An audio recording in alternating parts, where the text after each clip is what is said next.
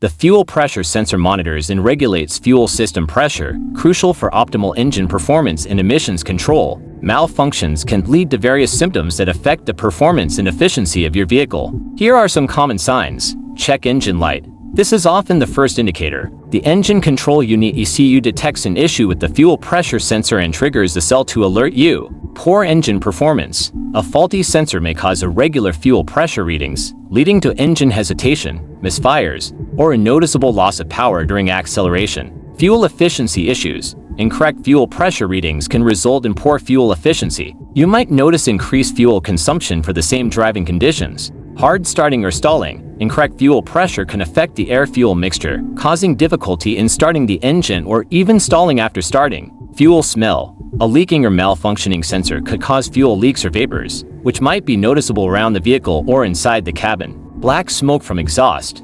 If the sensor reports incorrect fuel pressure, it may lead to an excessively rich fuel mixture, causing black smoke from the exhaust. Thanks for watching. Please like and subscribe to our channel.